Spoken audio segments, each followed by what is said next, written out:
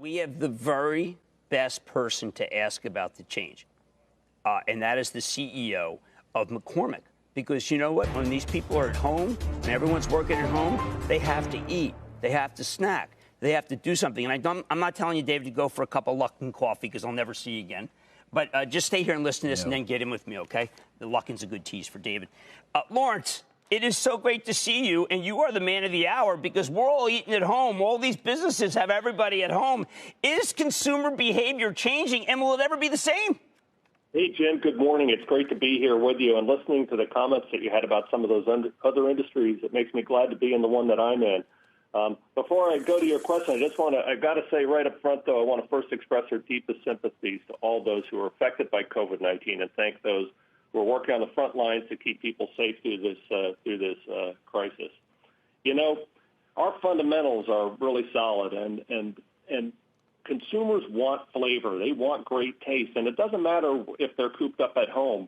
They're still going to want delicious foods that taste good, and we're there to provide them with those flavor solutions.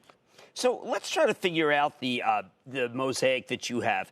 You've got a very big at-home business, but you also have a food service business, which is being hurt, obviously, because the institutions that you serve are not doing as well. And then you also have you have a business basically where people just. Well, let's just put it this way. You're manufacturing food and nobody can use it. I'm talking about something like what you have in Europe.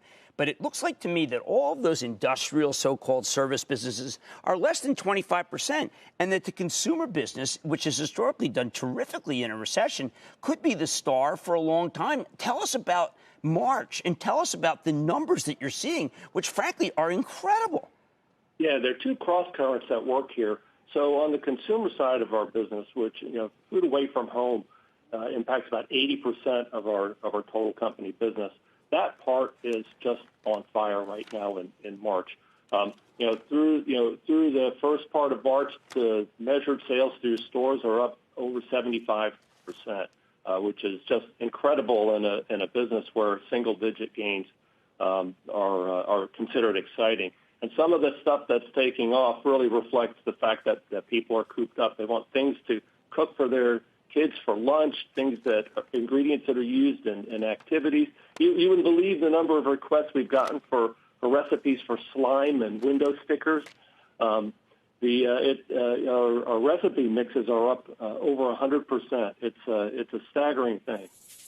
Well, it's funny because it seems like that people have decided when they stay at home, they not only have lunch, they snack all day, which also plays to you. And I'm thinking these are the new way that we handle our day. And McCormick is integral to it, which is why it's so hard for you to keep your stuff on the shelves in the supermarkets.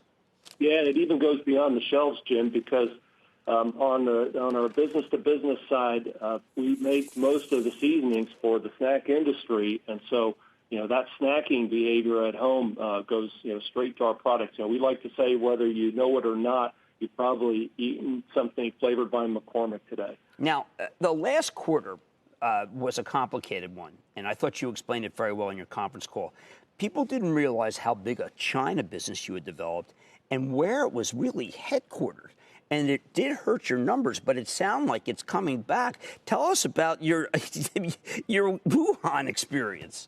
Well, Jim, when I last spoke with you, it was in January, and this whole situation was just starting in China. And, we talked then about the priority being the health and safety of employees and the quality and integrity of our products. We have 3 plants in China, Shanghai, Guangzhou, and Wuhan, right there at ground zero. So we've lived all phases of this crisis. Our China business is coming back. All of our facilities are open. People are back at work. We're operating normally. The demand for the retail products, the brands that consumers here in the U.S. would recognize are on the shelf over there, is through the roof. Food service is coming back slower, though. The quick service restaurants and food service restaurants, regular food service restaurants are open largely, but customer traffic is building. It's going to take a while for that to rebuild. So what happens? You've got, 118 facilities. You've got more than 40 manufacturing just factories. But you've got that one in Europe that's gigantic. Can you make something else there? Because I know that it just seems your company is so committed to communities. You have always been a community person, obviously talking Baltimore here. But in Europe, what can you do with that factory to keep people busy, get people jobs even in the interim? Well, I think that what you're thinking of is we have a large condiment factory in the UK that supplies the quick service restaurant industry. And right now there's not a lot of demand from that part of the industry. We think this is a temporary phenomenon. So even though the plant is not running production, those employees are still being paid.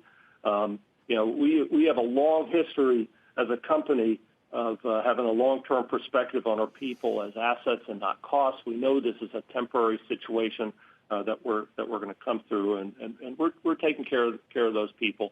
In the rest of the world, we are pretty much able to repurpose just about anything that's targeted towards that food service sector back towards retail products, or even taking our food service production and supplying club store packs from those lines. And one of the things I want to just compliment you, because this acquisition, obviously, that people were second guessing of your hot sauce of Frank's. I got to tell you, Lawrence, I was on Amazon for a 5-ounce bottle of Old Bay hot sauce, $39, 7-day wait, and it's a third party. Is there any way for you to be able to meet the demand for, I think, is probably the most successful product in history?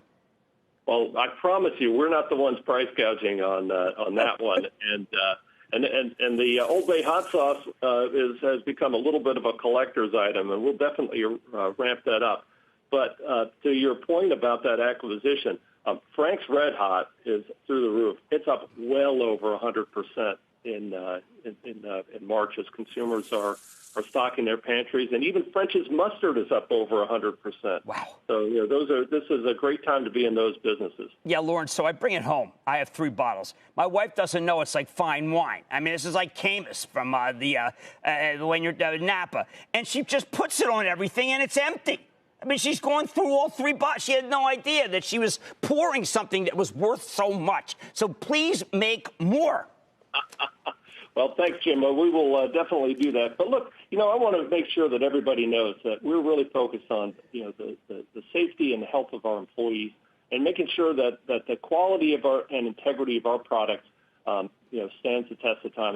We have 2 principles that we stand by at all times. One is the power of people. The other is the taste you trust. And we're not taking any shortcuts, during this time. We know food supply is critical. We've got some real heroes working in our plants and in our distribution centers to keep America and the world in supply of our brands and our customers' brands for whom we're supplying key ingredients. Well, and we're really committed to that. Well, Lawrence Kurzius, I want to thank you so much, CEO of McCormick. Someone wants to know what to buy in a recession. You buy that stock.